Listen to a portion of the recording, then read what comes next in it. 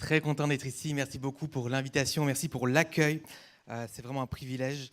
On aime cette église. On est venu quelques fois. On est très amis aussi avec la famille Guichou. On a fait 2 ans notamment au Canada. Donc voilà, c'est vraiment un vrai privilège, un vrai plaisir d'être ici avec vous. Peut-être quelques mots de présentation sur moi. Je m'appelle Jonas, ça a été dit. Je suis marié depuis presque 11 ans. On a un petit gars depuis presque 16 mois. Donc je suis pasteur, mais je suis aussi graphiste à 100%. Et si vous voulez vraiment tout savoir de moi, j'aime énormément la pizza. Il y a des gens qui aiment la pizza ici? Voilà, on est amis les amis. Faisons connaissance. Parfait. Vous êtes actuellement dans une thématique sur le Saint-Esprit depuis plusieurs semaines. Et donc, si vous avez peut-être manqué certains messages, allez les voir sur YouTube, je vous encourage. Okay. Le premier message, j'aime bien faire des petits résumés moi. Le premier message, c'est un message d'introduction sur la promesse de l'Esprit, l'attente de l'Esprit. Et vous êtes actuellement, en fait, l'humanité entière dans cette attente biblique, on va dire, après la Pâque de, justement, le Saint-Esprit qui arrive. Message numéro 2 que vous avez peut-être manqué, c'était Dayanara qui a apporté comment être transformé par le Saint-Esprit. Cette idée qu'il y a le combat entre la chair et l'esprit, on veut faire la volonté de Dieu, mais il y a notre chair qui a sa propre volonté, il y a un vrai combat. Allez écouter ce message. Si vous l'avez manqué, la semaine passée, vous avez parlé des dons du Saint-Esprit. Et aujourd'hui, je vous propose de partir à la rencontre du Saint-Esprit. Vous êtes avec moi? On y va? C'est parti. Quand on a convenu d'une date avec Raphaël pour que je vienne prêcher ici, il m'a dit « Ah, ça va tomber donc sur cette série sur le Saint-Esprit. Est-ce que ça te va de prêcher dans la thématique ?» Je dis « Pas de problème, je suis là pour servir, je suis honoré, je vais prêcher là-dedans. » Mais il y avait une petite voix au fond de moi qui me disait « Le Saint-Esprit, quand même, c'est un petit sujet sensible. » Je trouve, pour moi, c'était un peu sensible, c'est un peu touchy. Suivant comment, suivant où, le Saint-Esprit, les choses, ça peut être... Voilà, pour moi, c'est un peu touchy. Et d'ailleurs, j'aurais été très curieux de savoir, quand ça a été annoncé ici, on va parler du Saint-Esprit, vos réactions à vous, en vrai, chez vous. Certains, vous étiez là sans doute, yes, enfin on parle du Saint-Esprit. Quand c'est qu'on allait parler de ça? Quand c'est qu'on va faire 5 réunions de prière par semaine et des nuits d'adoration 6 fois par mois? Fan du Saint-Esprit, yes. Certains d'entre vous, peut-être, vous êtes dit, Saint-Esprit, moi, ça ne m'intéresse pas trop en fait. J'ai entendu des trucs un peu bizarres sur le Saint-Esprit. J'ai vécu peut-être des choses que je ne comprenais pas trop. Ça me fait un peu peur le Saint-Esprit. Je ne suis pas chaud pour cette série. D'autres, vous êtes peut-être dit, le Saint-Esprit, je vois à peu près ce que c'est. Mais toute une série là-dessus, est-ce que ça ne va pas être un peu long? On a tous un peu un rapport au Saint-Esprit. D'ailleurs, moi-même, je suis rentré dans ma vie chrétienne dans l'expérience avec le Saint-Esprit. Donc, j'ai beaucoup commencé à vivre comme ça et j'ai laissé un peu de côté la connaissance. Et souvent, on a une tendance à polariser un petit peu le Saint-Esprit. Il y a ceux qui sont très expérience, on vit le Saint-Esprit, on le vit ça à fond. Et il y a ceux qui sont plus, moi, je vois bien le Saint-Esprit, mais dans la Bible, dans la parole. Je connais le Saint-Esprit de cette façon-là. Et je vais nous encourager aujourd'hui à vivre les deux. Et je ne vais pas ouvrir de débat sur comment vivre quoi. Il y a eu plein de divisions dans l'histoire de l'Église sur le Saint-Esprit. Que ce ne soit pas un sujet de division, mais d'union plutôt et de communauté. Le Saint-Esprit nous rallie, nous rassemble. Donc moi, je nous encourage, bien sûr, à vivre l'expérience du Saint-Esprit. Parce qu'on ne peut pas juste dire, moi je vis l'expérience, mais sans connaissance, parce qu'il nous manque un cadre. La Bible, la parole de Dieu, le cadre qui nous explique comment vivre le Saint-Esprit, dans quelles conditions vivre. Et on ne peut pas juste dire, moi je connais le Saint-Esprit, j'ai la connaissance, mais pas l'expérience, parce qu'il nous manque quelque chose si on ne vit pas le Saint-Esprit. Et c'est dans ce sens-là que j'aimerais qu'on parte ce matin à la rencontre du Saint-Esprit. C'est ma prière ce matin, c'est qu'en ressortant d'ici, on puisse un peu plus connaître théoriquement qui est le Saint-Esprit, mais aussi dans notre expérience, personnellement, connaître un peu plus le Saint-Esprit. Alors c'est le programme pour ce matin. Vivre le Saint-Esprit, l'expérimenter. La Bible, dans toute la Bible, 800 fois on parle du Saint-Esprit. C'est quand même quelque chose d'important, de présent. Alors, allons à la rencontre du Saint-Esprit. Et le titre de mon message ce matin est « Le Saint-Esprit, Dieu en personne ». Et je pense qu'on peut afficher « Le Saint-Esprit, Dieu en personne ». J'ai réfléchi à ce titre, chaque mot est important. Le Saint-Esprit, Dieu en personne. Et je commence avec mon premier point.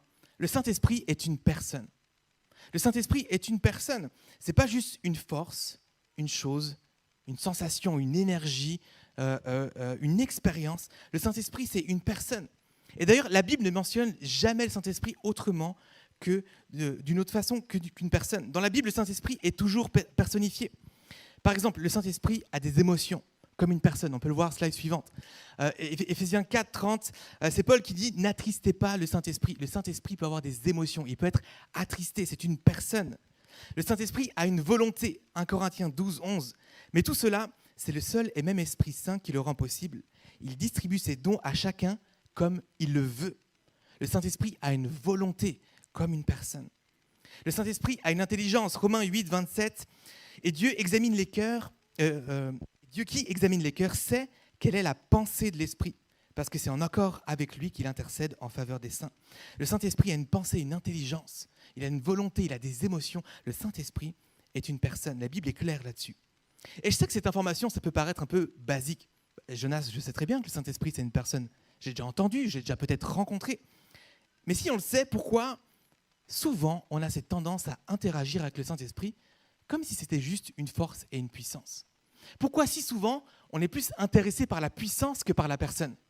On veut les dons, on veut l'esprit, on veut les miracles, on veut tout ça, on demande ces choses. Et souvent on a plus soif des miracles et de la puissance que de la personne. Mais c'est une personne, il faut qu'on se le rappelle. C'est une personne, c'est pas juste un bouton magique. Et je sais pas vous, mais des fois, moi dans mes prières, et je fais attention à ça, j'ai l'impression d'appuyer sur ce bouton. Tout d'un coup, je vais, presque comme par superstition, oui, le Saint-Esprit, je vais dire fort, et puis ça va marcher.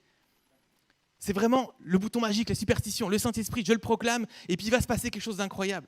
Comme si on voulait manipuler une force, mais c'est Dieu, c'est le Saint-Esprit, c'est une personne.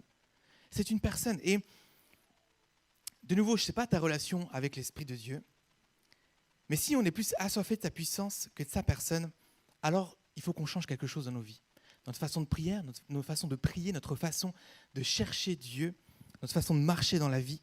Recherchons plus la personne que la puissance. Qu'on puisse vraiment plus l'invoquer pour être avec lui que pour demander quelque chose de lui, recevoir quelque chose de lui. Vraiment, c'est une personne et à découvrir qui il est vraiment simplement.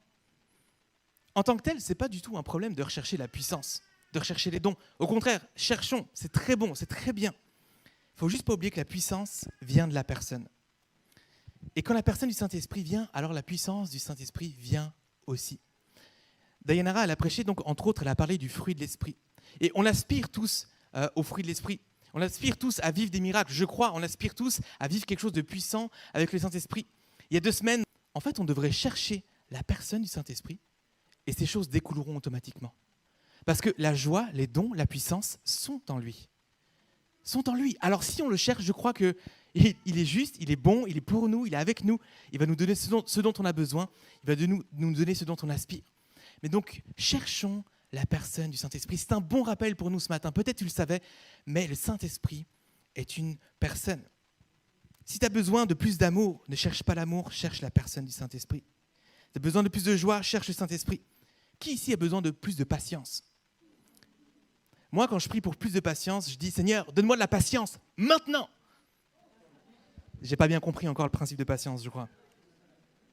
Plus de maîtrise de soi, on a soif de ces choses-là. Ne le recherchons pas en tant que tel, recherchons la personne du Saint-Esprit. C'est très bon d'aspirer la puissance aux fruits, mais que notre plus grande aspiration soit le Saint-Esprit lui-même. Le Saint-Esprit, Dieu en personne. Amen. 2e point, le Saint-Esprit, ce n'est pas n'importe quelle personne, c'est Dieu. Le Saint-Esprit est Dieu. Acte 5, verset 3-4 nous dit, Pierre lui dit, donc Pierre parle à Ananias, Saphira, je fais juste un tout petit peu de contexte ici. On est dans le début des actes, la naissance de l'Église, les gens vendent leurs biens, mettent tout en commun.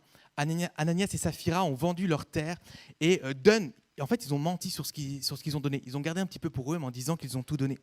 Et voilà, Pierre dit à Ananias, « Pourquoi Satan a-t-il rempli ton cœur au point que tu aies menti au Saint-Esprit et gardé une partie du prix du champ ? Comment as-tu, donc un peu plus loin, verset 4, comment as-tu pu former dans ton cœur un projet pareil ? Ce n'est pas à des hommes que tu as menti, mais à Dieu. Il a menti au Saint-Esprit, et mentir au Saint-Esprit, c'est mentir à Dieu, parce que le Saint-Esprit est Dieu. Le Saint-Esprit, c'est la 3e personne de la Trinité. Et on voit la Trinité à plusieurs endroits dans la Bible. Dans Luc 3, verset 22, c'est le baptême de Jésus. Jésus se fait baptiser, il rentre dans l'eau. À ce moment-là, le ciel s'ouvre, le Saint-Esprit descend sous une forme d'une colombe. Donc on voit qu'il y a Jésus, le Saint-Esprit, et on entend une voix du ciel qui dit « Celui-ci est mon Fils bien-aimé, celui en qui j'ai mis toute mon affection. » Et c'est le Père, on voit le Père, le Fils, le Saint-Esprit. Matthieu 28, verset 19, un verset très connu ici. Allez donc auprès des gens de toutes les nations et faites de mes disciples, baptisez-les au nom du Père, du Fils et du Saint-Esprit.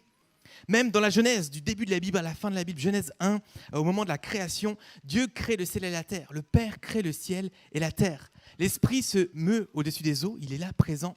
Et ensuite, Dieu va créer toute chose en disant, la parole dit, Dieu dit, et ce côté dit par la parole de Dieu, c'est Jésus. On voit que dès le début, dès la création, l'œuvre créationnelle, la Trinité est présente. Et si on lit le dernier livre de la Bible, Apocalypse 22, on voit que le Père est sur son trône, l'agneau, qui est donc le Fils, Jésus, est sur son trône, et c'est l'Esprit qui parle. La Trinité est présente dans la Bible. Le Saint-Esprit fait partie de cette Trinité. Et les amis, j'aimerais parler un petit peu de la Trinité.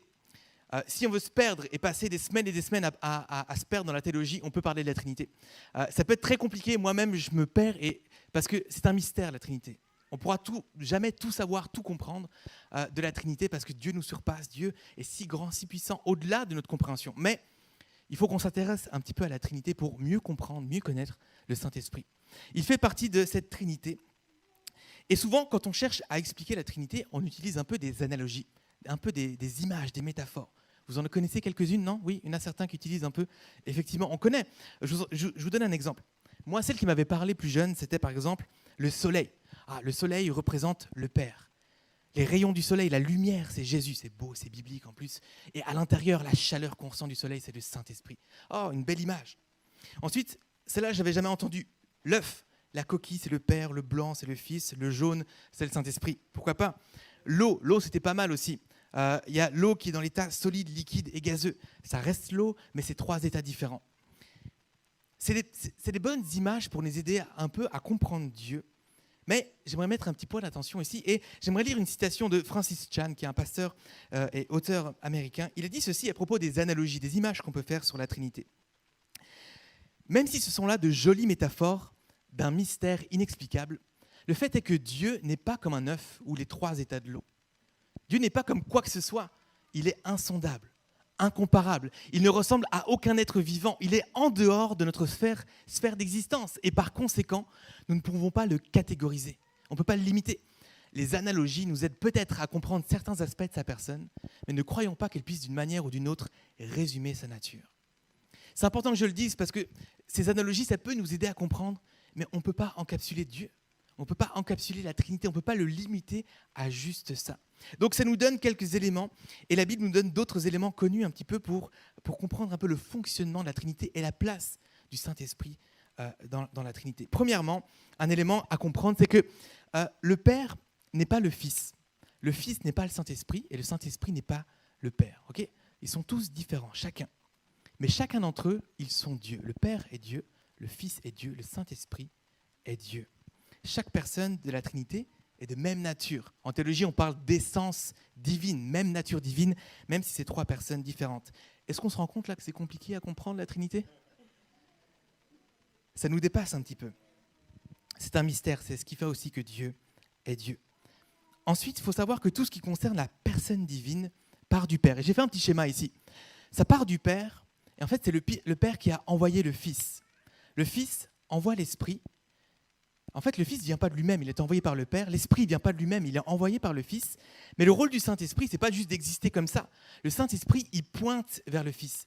Il nous permet d'accéder au Fils. Et en fait, même le Fils, lui aussi, pointe vers le Père. D'ailleurs, dans la parole de Dieu, on lit « Je ne fais pas ma volonté, mais celle du Père. Celui qui me connaît, connaît le Père, etc. etc. » Et il y a vraiment cette danse, un peu ce cercle-là, trinitaire, où chacun interagit avec l'autre. Il y a vraiment cette idée, chacun a son rôle, chacun a sa place, chacun d'entre eux sont Dieu, est Dieu. Le Fils pointe toujours vers le Père. Alors, pourquoi est-ce que c'est important de se rappeler que le Saint-Esprit est Dieu, qui fait partie de cette Trinité, qu'il a sa place là-dedans, qu'il est Dieu, qu'il est important? Comme je l'ai dit, je ne sais pas quel est ton rapport au Saint-Esprit. Peut-être tu as été déçu par le Saint-Esprit. Tu priais absolument pour recevoir un don. Peut-être tu pries encore. Un don de prophétie, un don de guérison, le don du parler en langue, un don de foi. Toujours pas. Toujours pas. Des années passent, toujours pas. Pourquoi? Pourquoi? Qu'est-ce que j'ai fait? Qu'est-ce qui se passe? Pourquoi? Peut-être tu priais pour une guérison, pour un miracle.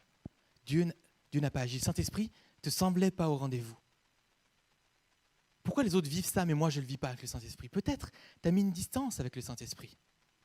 Tu dis, ça ne m'intéresse plus, j'ai été trop déçu, j'ai été blessé. Peut-être que, justement, sous couvert du Saint-Esprit, des gens peut-être ont manipulé, ont blessé. J'ai vu des choses qui m'ont fait tellement bizarre. Je me suis dit, est-ce que ça, c'est vraiment biblique ? Des trucs à la télé, ou enfin voilà, des expériences avec le Saint-Esprit. Moi, ça ne me donnait pas envie de vivre le Saint-Esprit. Peut-être c'est ton cas aujourd'hui. Et tu as mis une distance avec le Saint-Esprit. Tu as été dégoûté, peut-être que tu n'as simplement pas été intéressé par le Saint-Esprit jusqu'ici. Peut-être que tu te dis, moi j'ai le Père, j'ai le Fils, ça me convient très bien. Mais c'est très important de se rappeler que le Saint-Esprit est Dieu. Parce que si tu dis que j'ai le Père et le Fils et je n'ai pas besoin du Saint-Esprit, tu es en train de dire je n'ai pas besoin de Dieu. On ne peut pas faire abstraction du Saint-Esprit. On a besoin du Saint-Esprit parce qu'il est Dieu. Et c'est pour ça que c'est important de se rappeler, le Saint-Esprit est Dieu, il fait pleinement partie de la Trinité et on a besoin de lui. Et peut-être une invitation pour toi ce matin, à te réconcilier avec lui, à te rapprocher de lui, ou peut-être simplement à le connaître, à le rencontrer, à l'expérimenter. Le Saint-Esprit est Dieu, j'ai besoin de Dieu, donc j'ai besoin du Saint-Esprit. Amen. On a besoin du Saint-Esprit. Une autre citation ici qui n'est pas affichée à l'écran, mais que j'ai tirée d'un blog chrétien vraiment bon, qui dit « L'œuvre du Saint-Esprit reste la même au fil des siècles. Il est l'agent qui rend possible à l'homme d'accomplir la volonté de Dieu. C'est lui qui nous rend capable de vivre la réalité de l'Église et qui permet à l'Église de remplir sa mission. Il est le lien qui relie les chrétiens, la force qui nous propulse, la puissance pour accomplir le mandat missionnaire, le soutien qui nous fait porter du fruit spirituel. » On a besoin du Saint-Esprit. On en a besoin. Tu en as besoin, j'en ai besoin. On ne peut pas dire qu'on n'a pas besoin du Saint-Esprit parce que ça voudrait dire qu'on n'a pas besoin de Dieu. Si ce point vous parle en particulier, j'ai parlé de Francis Chan, on a lu une citation juste avant sur les métaphores. Il a écrit un livre qui s'appelle « Dieu oublié ». Quelques éléments, je me suis inspiré pour ce message, viennent de là. Je vous invite simplement à le lire. Vraiment bon, il nous ramène au Saint-Esprit.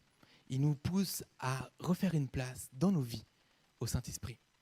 Donc voilà, une ressource pour vous si vous le désirez. Mon troisième point, le Saint-Esprit est en nous. Il est en nous. Dans l'évangile de Jean, chapitre 4, 14, 15 et 16, ces 3 chapitres, Jésus parle du Saint-Esprit. Il donne des enseignements sur le Saint-Esprit et son rôle, qui il est et ce qu'il fait.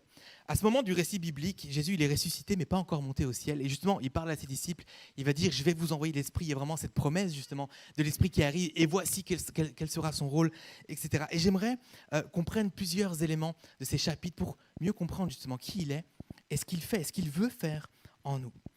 Quand Jésus parle du Saint-Esprit, il en parle comme le consolateur.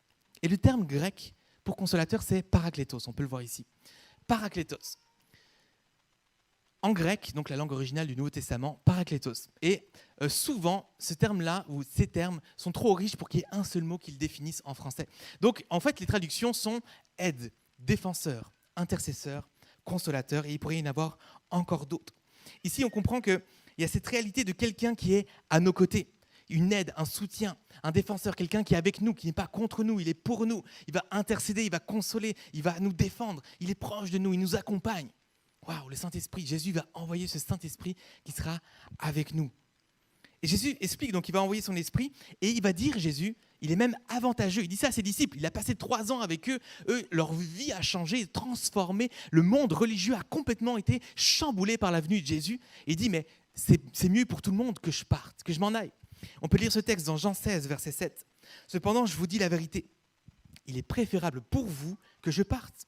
En effet, si je ne pars pas, celui qui doit vous venir en aide ne viendra pas à vous. Mais si je pars, je vous l'enverrai. C'était important que Jésus parte pour qu'il nous envoie l'Esprit. Et il y a quelque chose de tellement intéressant.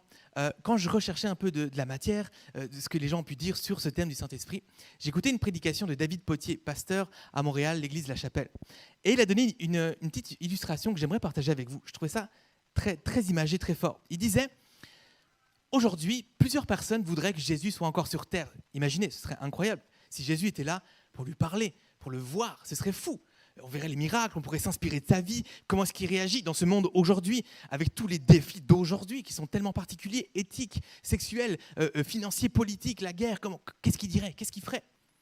Mais si on devait aller voir Jésus aujourd'hui, si ça intéresserait certains d'entre vous, il faudrait prendre un avion jusqu'à Tel Aviv.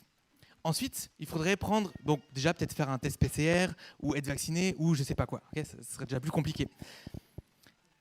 À Tel Aviv, ensuite, il faudrait prendre un bus, une voiture, quelque chose pour aller sans doute en Galilée. Peut-être même, il faudrait prendre une barque, peut-être parce qu'il est sur un lac ou quelque chose. Mais à ce moment-là, aujourd'hui, on s'entend, il est connu, Jésus, il a une réputation. Il y aurait peut-être comme juste 1 ou 2 millions de personnes autour de lui constamment. Du coup, il faudrait peut-être faire une file d'attente pour aller parler à Jésus. Et David Potier disait, en fait, si on avait accès 60 secondes seulement avec Jésus, il était OK de parler 60 secondes avec chacune des personnes et qu'il y avait une file d'1 million de personnes, ça prendrait 3 ans. Une file d'attente de 3 ans. Donc, je ne sais pas si vous expérimentez la poste un samedi après-midi, c'est plus long. Plus long, OK ? 3 ans de file d'attente pour 60 secondes avec Jésus. Aujourd'hui, par le Saint-Esprit peut avoir 1 million de conversations avec 1 million de personnes, dans 1 million d'endroits en même temps. Et bien plus, le Saint-Esprit accessible maintenant, constamment, il était avantageux pour nous que Jésus parte. Waouh, grâce au Saint-Esprit, on a accès à lui. Le Saint-Esprit accessible et disponible constamment. Et en fait, ça va même plus loin. On peut lire ensemble Jean 14, versets 16, 17. « Je demanderai au Père de vous donner quelqu'un d'autre pour vous venir en aide, afin qu'il soit toujours avec vous. C'est l'Esprit de vérité. Le monde ne peut pas le recevoir parce qu'il ne peut ni le voir ni le connaître. Mais vous le connaissez parce qu'il demeure avec vous et qu'il sera toujours en vous. » En vous. Jésus, il était avec nous. D'ailleurs, on n'est pas du tout à Noël, mais Emmanuel, Dieu avec nous. Et là, Jésus est en train de dire, le Saint-Esprit que je vais envoyer, il sera avec vous tout le temps, constamment. Mais il sera aussi en vous. Waouh! Un cran plus loin, quelque chose de plus, ce que Jésus ne pouvait pas faire, on va dire directement. Le Saint-Esprit en nous.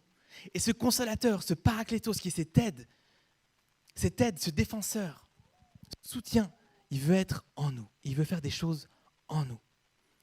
Plusieurs éléments qu'il veut faire en nous. Il veut nous enseigner et nous rappeler plusieurs choses.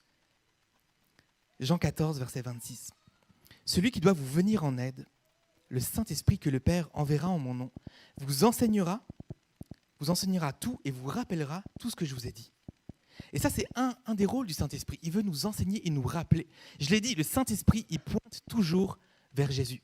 Il ramène à Jésus, à ce que Jésus a dit, à ce que Jésus a fait, à la parole de Dieu. Le Saint-Esprit nous ramène à lui. C'est ce qu'il veut faire en nous quand on marche avec Dieu, quand on laisse de la place au Saint-Esprit. Il nous dirige. Quand dans ta vie, tu marches dans une direction qui n'est pas biblique, qui n'est pas celle de Dieu, qui s'éloigne peut-être, c'est le Saint-Esprit qui nous rappelle ce que Jésus a dit, qui nous ramène à la parole de Dieu, qui dit hey, attention où tu vas, fais attention où tu marches, attention la direction que tu prends, attention la décision que tu vas prendre. Il nous rappelle. Attention, c'est ce qu'il veut faire en nous. Il nous rappelle, il nous enseigne ce que Jésus a dit. Un autre élément que le Saint-Esprit, le consolateur, veut faire en nous, c'est qu'il veut nous convaincre de péché, de justice et de jugement. Jean 16, verset 8. En passant, Jean 14, 15, 16, c'est un des bons enseignements de Jésus sur le Saint-Esprit. Jean 16, verset 8. « Et quand il sera venu, il convaincra le monde en ce qui concerne le péché, la justice et le jugement. » Alors, qu'est-ce que ça veut dire ? Conviction de péché. La conviction de péché, c'est le Saint-Esprit qui vient nous dire qu'on a un péché dans notre vie ou qu'on a pris une mauvaise décision de nouveau, qui vient nous convaincre. Je me souviens, quand je me suis converti, je vous l'ai dit, je suis rentré vraiment dans la vie chrétienne par l'expérience. J'étais en train de changer de vie. Okay, j'étais dans ma vie et je faisais des rendez-vous avec un pasteur de jeunesse. Et un jour, il me parlait de ce qu'il vivait dans la prière. Et je dis, quoi ? On peut vivre ça dans la prière, on peut sentir Dieu, on peut vivre la présence de Dieu. J'étais hyper étonné. Et un jour, ça m'a tellement donné envie, je suis rentré chez moi, j'étais seul. Et j'ai juste invoqué Dieu. J'ai mis un CD de louange, j'ai invoqué Dieu et puis je l'ai senti dans ma vie. C'était un moment très fort. J'étais littéralement, on va dire, 3 heures à plat ventre en train de pleurer. C'était plus ou moins ça. Mais à ce moment-là, moi, je connaissais Dieu, on va dire, théoriquement. J'allais à l'église, j'étais né dans une famille chrétienne. Mais tout ça, je ne connaissais pas vraiment très bien. C'est quoi la conviction de péché ? J'avais aucune idée, j'étais encore jeune. Mais alors que j'étais par terre en train de pleurer, au bout d'un moment, dans ma vie, dans cette expérience, il y avait ce mot-là, pardon. Je pleurais, pardon. Il n'y a que ce mot-là qui sortait. Je n'avais pas de pardon, pourquoi ? Aucune idée, quoi ? Juste pardon. Je devais demander pardon. Il fallait que j'étais convaincu que j'étais pécheur, qu'il y avait du péché, que je devais demander pardon. Quand on laisse juste une petite place au Saint-Esprit dans notre cœur, il vient nous convaincre de péché. Et il est fidèle et juste pour nous pardonner.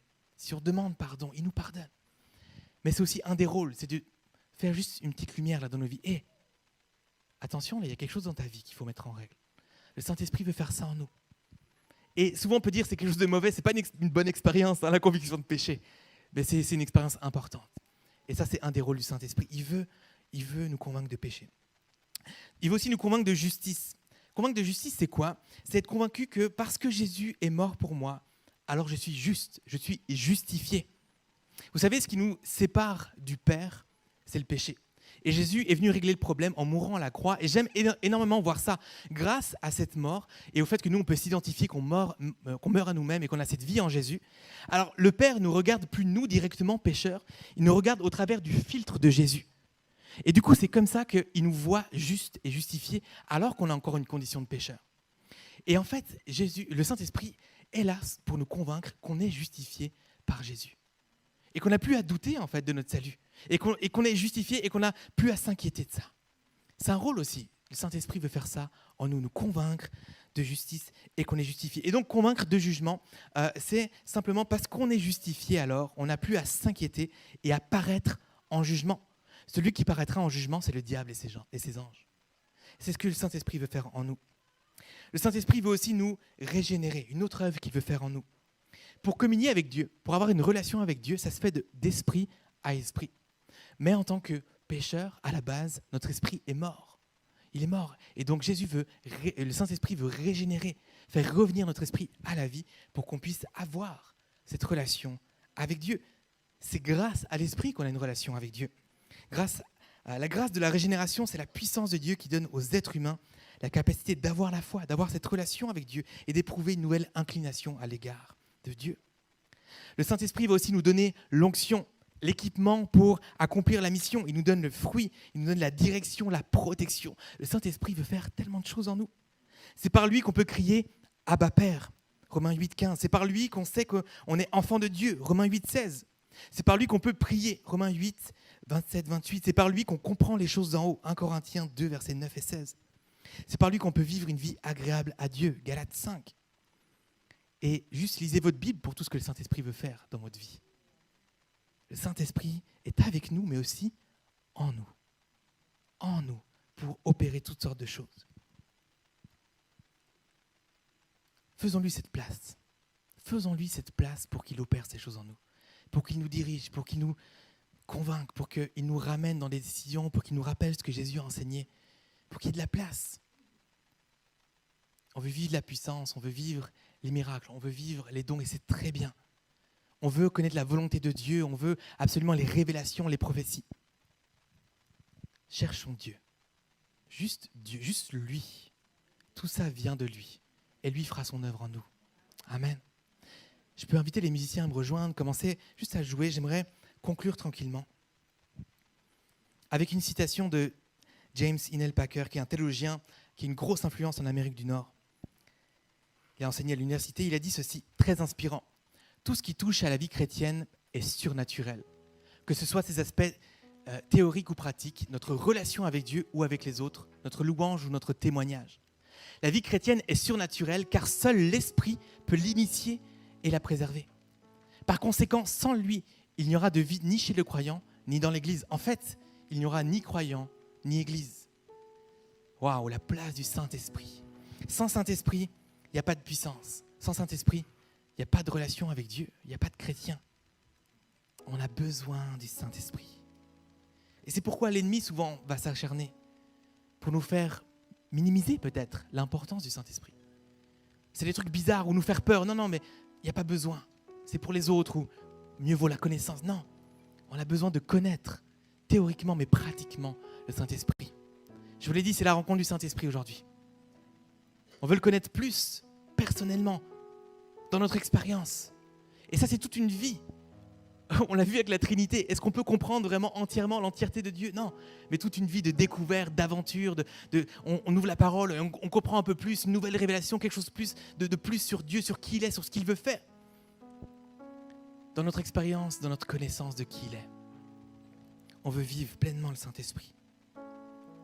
Et vous savez quoi? Le Saint-Esprit, il attend que ça, d'être avec nous.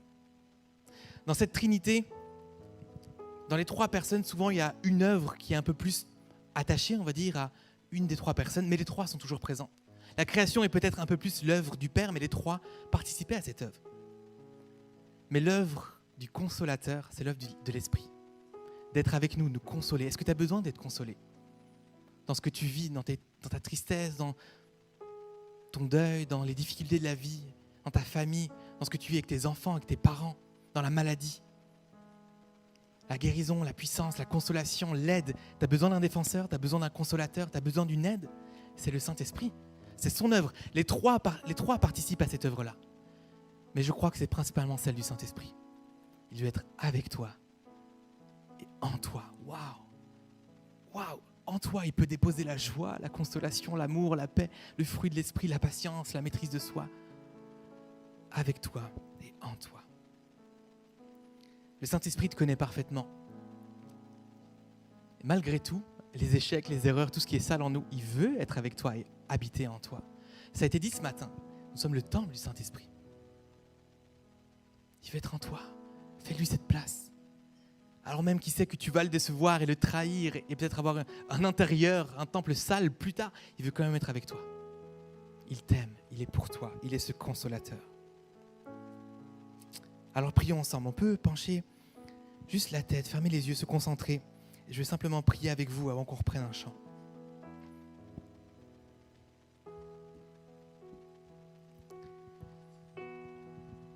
Juste diriger ce temps de prière. Seigneur, viens. Saint-Esprit, viens dans ce lieu. Dans la parole, Seigneur, ton esprit est comparé au souffle, au vent. Souffle de l'esprit. Je t'invite, Seigneur, à souffler. Seigneur, comme le vent, ton esprit est imprévisible dans le sens où tu fais ce que tu veux. Ta volonté. On ne te voit pas, Seigneur, mais tu es présent. Alors souffle, Seigneur. Comme le vent, Seigneur, on ne te voit pas, mais on peut voir tes effets. Viens souffler dans ce lieu, on t'invite. On a chanté aussi, sois le bienvenu, que ce soit notre prière, sois le bienvenu. Sois le bienvenu, on t'a invité, Seigneur. Prends place dans nos vies, dans ce lieu, dans nos cœurs. Peut-être tu es là ce matin, comme je l'ai dit, tu as mis une distance avec le Saint-Esprit. Tu as été déçu. Tu as eu peur, ou alors simplement aucune attirance, aucun intérêt jusqu'ici. Je t'invite à te réconcilier, à te rapprocher. Le Saint-Esprit est bon. Il n'y a rien de mauvais en Dieu parce que le Saint-Esprit est Dieu. Il t'aime, il est avec toi, il est pour toi, il ne te veut pas du mal. Peut-être tu n'as pas reçu ce que tu voulais, mais Dieu t'aime. Dieu t'aime. Dieu va t'éclairer, Dieu va t'aider, Dieu va t'accompagner, Dieu va mettre des gens sur ton chemin. Le Saint-Esprit t'aime, il veut être avec toi, alors réconcilie-toi ce matin. Approche-toi de lui, il s'approchera de toi. Et tu verras, il va venir avec un baume peut-être. S'il y a eu une souffrance ou une difficulté, une déception, il va venir juste faire du bien. Il va venir consoler, il va venir avec sa paix, son amour, avec douceur, subtilité. Je prie pour une réconciliation ce matin pour toi. Peut-être tu ne connais pas trop le Saint-Esprit, pas trop intéressé. Découvre-le ce matin. Appelle-le. Et je prie qu'il se révèle à toi. Qu'il se fasse découvrir qui il est. La personne du Saint-Esprit. Ce n'est pas le Père, ce n'est pas le Fils, ce n'est pas Jésus, c'est quelqu'un d'autre. Tu peux le découvrir, le rencontrer. Cherche-le aujourd'hui. Appelle-le, invoque-le. Demande-lui de venir dans ta vie. Mais aussi chez toi dans les jours et les semaines qui viennent. Dans toutes les réunions de prière qui ont été suggérées, prends-les et dans ces temps de prière, invoque le Saint-Esprit dans ta vie. Pour toi, sur ta vie, sur ta famille, sur le monde, sur Genève. Invoque le Saint-Esprit. Tu as besoin, j'ai besoin du Saint-Esprit. Il est Dieu. Il est ce consolateur qui veut être avec toi et pour toi. Alors Seigneur, merci Jésus d'avoir envoyé le Saint-Esprit. Il était avantageux, c'est vrai que tu partes. Le Saint-Esprit est ici et maintenant. Il sera toujours avec nous. Il est pour nous. Merci Saint-Esprit d'exister. Merci d'être en nous. Merci pour cette œuvre incroyable que tu veux faire en nous. Je te prie Seigneur pour de la place dans nos vies. de la place dans notre cœur, dans nos temps de prière, dans notre vocabulaire, qu'on ne t'appelle pas juste quand on veut un miracle ou une puissance, qu'on t'appelle toi pour qui tu es, qu'on te glorifie toi parce que tu es Dieu, qu'on te recherche toi en premier. Seigneur, aide-nous à te faire confiance alors qu'on te cherche. Seigneur, le fruit viendra, la puissance viendra, la guérison viendra, les miracles viendront. Seigneur, les fruits viendront, les yeux des gens s'ouvriront, l'évangélisation, Seigneur, les yeux viendront, les gens viendront à toi, l'église se rempliront, mais parce qu'on te cherche, Seigneur, toi, pas le miracle en premier lieu. Qu'on t'aime toi plus que ce que tu fais. Seigneur, change nos cœurs, notre façon de prier, notre façon de marcher avec toi, notre façon de t'inclure, Seigneur, dans nos vies. C'est ma prière ce matin. Nous te rendons gloire, nous te bénissons, nous te louons. Merci Saint-Esprit.